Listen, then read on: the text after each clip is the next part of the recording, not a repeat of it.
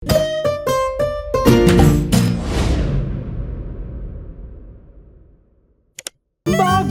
in Pika, dobra sta prijatelja.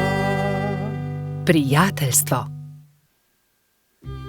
Na topel poletni dan je pikapolonica Pika gledala skozi svoje okno. Naredila si bom zajtrk, je pomislila. Nato pa bom odšla na sprehod po tako lepo dišečem travniku. Sabo je na sprehod vzela svoj voziček. Mogoče bom našla kaj zanimivega in lahko uporabim voziček, da to odpeljem domov, si je mislila. Ojoj, je vzkliknila Pika. To je čudovita češnja, pravi zaklad. To bo čudovito kosilo. Poskušala je dvigniti češnjo na voziček, vendar je bila pretežka. Čeprav se je tako zelo trudila in ni mogla dvigniti. Prav takrat se je pojavil polž Bobby. Zakaj se kremžiš, mala pikapolonica? Je vprašal Piko. Ker ne morem dvigniti te češnje na svoj voziček, je odgovorila Pika. Ne bodi žalostna, ti bom jaz pomagal, je rekel Bobby in ji ponudil pomoč. Skupaj sta lahko dvignila težko češnjo brez težav. Pika se je nemudoma odpravila proti domu z okusno češnjo. Bobby je žalostno gledal za njo. Ali se ti ne zdi, da bi morala deliti češnjo z mano? Je vprašal Bobby ter jezno zacopotal z nogami. Pomagal sem ti, veš, a jaz sem našla to češnjo, je odgovorila Pika. Ne dam ti je, moja je. Polž se je razburil. Začela sta vleči češnjo vsak na svojo stran. Ne dam ti je, moja je rekla Dolly jezno. A zaslužim si svoj delež, je zavpil Bobby. Še naprej sta vlekla češnjo vsak na svojo stran, dokler se ni razpolovila. Bobby in Pika sta padla po tleh. V njuno veliko presenečenje iz češnje padel jezen črv. Kaj sta storila z mojo češnjo? Je zamrmral. Ta češnja je bila moj dom. V redu, ne bodite tako prestrašena. Z veseljem vama pokažem, kje sem našel to češnjo. Tam lahko najdeta veliko za jesti, jaz pa si lahko izberem nov dom. Pika je pomagala črvu na voziček in skupaj so se odpravili na pot, da bi našli češnjevo drevo. Kmalu so ga našli. Tla so bila polna sladkih in dišečih češenj, ki so padle z drevesa. Bobby in Pika sta kar skakala od veselja. Kmalu je črv zaspal. Bobby in Pika sta si vzela čas in uživala v kosilu. Čas je hitro mineval, medtem ko sta se sladkala s svojimi češnjami.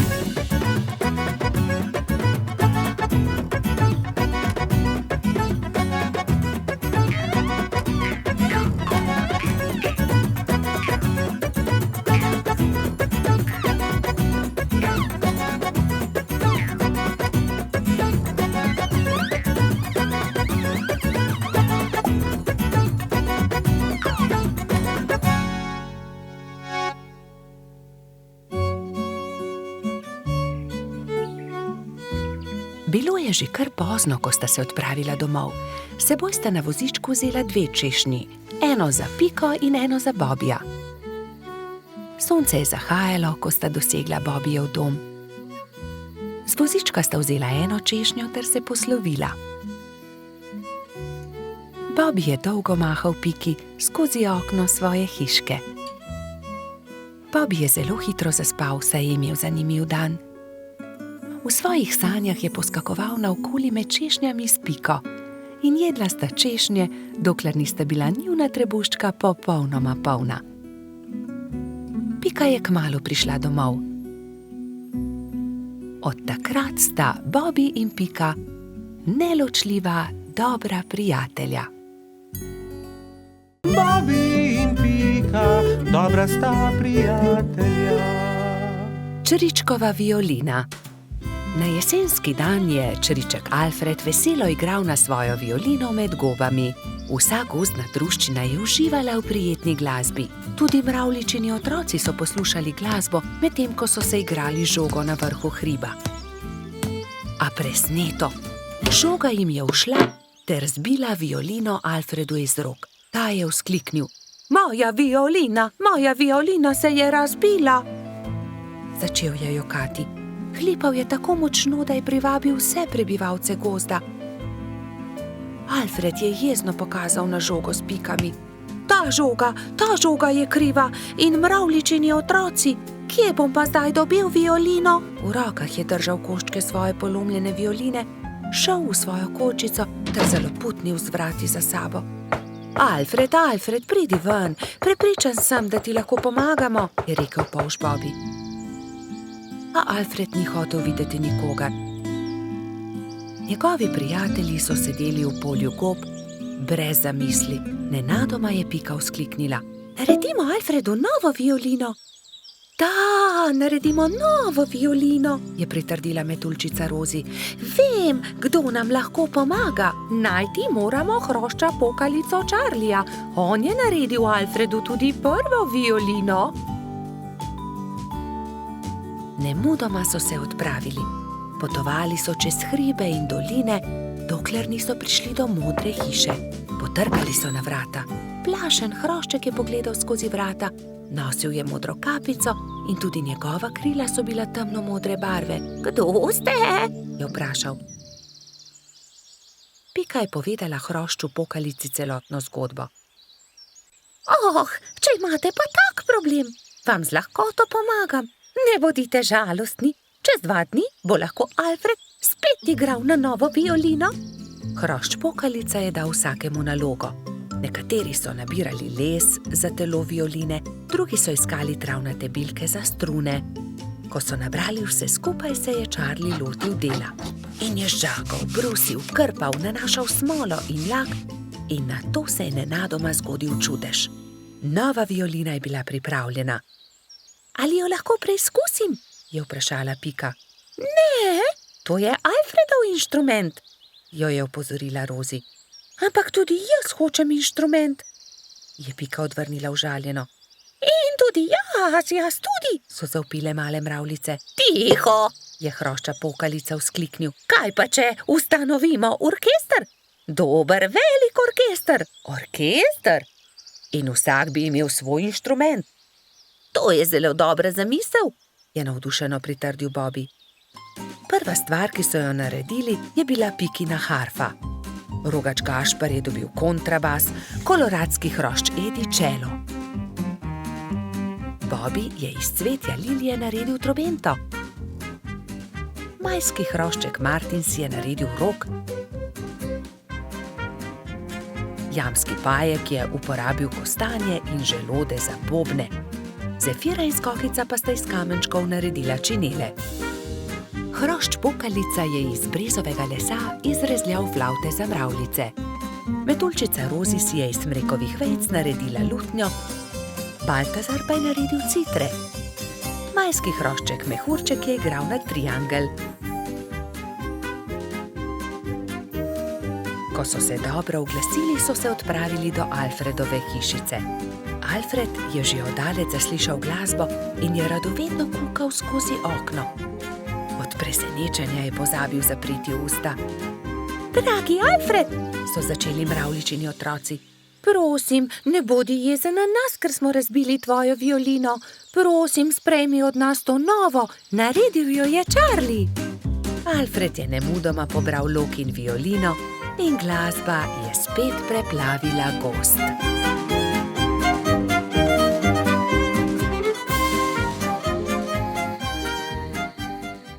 Bobby in Pika, dobra sta prijatelja. Medenjaki. Nastopil je december. Gozd je prekrila bela snežna odeja. Bibi in Pika sta posedala v Pikapoloničini hiški. Speciva medenjake? Je veselo predlagala Pika. Bibi in Pika sta se lotila dela. Hitro sta se vrtela po kuhinji, zagnetla sta testo in ga na tanko zvaljala. Pika je iz predala vzela modelčke za medenjake. Modelčke sta vtisnila v testo in začela peči medenjake. Ko so medenjaki lepo porjaveli, jih je Pika vzela iz pečice, jih predala v skledo in jih odnesla pred hišo. Hitro se bodo ohladili na mrazu, je rekla Bibiju. Od takrat je hišo preletela neka sraka. Zadišale so ji vonjave in tako je opazila medenjake. S kljunom je zgrabila skledo in hitro odletela z njimi. Ko je Pika prišla ven, da bi odnesla sladico, ni nikjer našla sklede.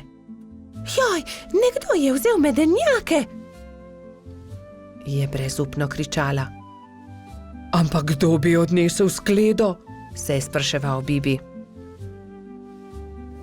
Bibi in Pika sta šla v gozd. Kmalu so srečali Mijo sneženega hrošča. Draga Mija, nekdo je vzel mojo rumeno skledo, polno medenjakov. Nisi videla, kdo je bil? Je vprašala Pika. No ja, videla sem, sraka jo je odnesla, tja je odletela, je odgovorila Mija. In sta šla naprej. Zdaj sta srečala črva. Dragi črv, sraka je odnesla mojo rumeno skledo, polno medenjakov. Nisi videl, kam je letela? Je vprašala Pika. Kmalu sta zagledala mehurčka in Edija, ki sta delala sneženega moža. Nista videla srake? Odnesla je mojo rumeno skledo, polno medenjakov, je tarnala Pika. No ja, videli smo jo, proti potoku je letela, je odgovoril koloradski hrošč. Poglej, Pika, drobtine, sraka je letela sem, je naenkrat zakričal Bibi. Slediva drobtinam in bova našla sračje gnezdo, je predlagala Pikapolonica. In tako se je tudi zgodilo. Drobtine so ju pripeljale do sračjega gnezda. Vonj medenjakov je že obkrožil veliko drevo. Bibi in Pika sta splezala na drevo in potrkala pri sraki. Si ti odnesla mojo rumeno skledo, polno medenjakov? Je vprašala Pika, ko je sraka odprla vrata. Jaz sem bila lačna, pa sem zagledala skledo in jo odnesla, ampak vse bom vrnila. Ni lepo jemati, kar ni tvoje, je rekla Pika in jezno odšla. Bibi jo je spremljal. Daj no, Pika, ne bodi tako jezna. Že res, da je sraka odnesla skledo, ampak jo je tudi vrnila. Zagotovo se bo tudi opravičila, je rekel polžek. Popoldne sta Bibi in Pika povabila svoje prijatelje. Prišla je metuljčica Rozi, trod Baltazar in hrošč rogač Gašper. Posedeli so se okoli mize in začeli jesti. Kmalu se je zaslišalo tiho trkanje. Pikapolonica je odprla vrata, sraka je sramežljivo stala pred hišo in med krili stiskala ogromno steklenico. Prinesla sem vam šipkov sok, sama sem ga naredila iz domačega šipka. Prosim, vzemite to in ne jezite se, ker sem vam vzela vaše medenjake, je rekla sraka. Draga sraka, bi hotela z nami jesti? Tudi zate bo prostor pri mizi. Sraka se je zelo razveselila. Vstopila je in kmalu so že vsi skupaj sedeli pri mizi. Jedli so medenjake, pili šipkov sok, se pogovarjali in se smejali do poznega večera. Bobi in Pika, dobra sta prijatelja. Cmoki. Nekega jesenskega dne je Pikapolonica Pika skuhala slivove cmoke in povabila prijatelje na kosilo. Prišli so Bobi, Baltazar, Gašper in Rozi. Skupaj so pogrnili mizo in se usedli. Pikapolonica je dala po 3 cmoke na vsak krožnik, Bobi, Pika in Rozi so bili kmalu siti. Slivovi cmoki, obožujem jih, 5 jih lahko pojem, je dejal trod Baltazar. Samo 5, jaz jih lahko 7, je dejal Gašper. 7, dobro, potem jaz 8. Jaz pa 10, je izjavil rogač. Dobro, tekmujva, je končal prepir Baltazar. Naj vidimo, kateri izmed naju lahko poje več. Piki zadeva ni bila všeč. Poskušala jo je pregovoriti, vendar sta bila fanta nepopustljiva. To se ne bo dobro končalo, ju je opozorila, vendar je Baltazar in Gašper nista poslušala. Doslej sva pojedla 3 cmoke, zdaj naj pride 4. Je predlagal Gašper in dal novi cmok na vsak krožnik. Zatem sta vzela novega in pojedla tudi 5. Po 5. sta pojedla 6. Po 6. sta pojedla 7. Po 7. sta pojedla 8. in po njem 9. Zdaj pride 10, še zmoreš? Je vprašal Baltazar. Seveda, lahko pojem 2-krat toliko, je rahlo zamahnil Gašper. Ko sta pojedla zelo veliko cmokov, je oba začel boleti želodec. In bolel je čedalje bolj in bolj. Tečem po doktorja Sovo, je dejala metuljčica Rozi. Doktor Sova jo je pregledal in začel jezno govoriti. No, kdo je že videl kaj takega?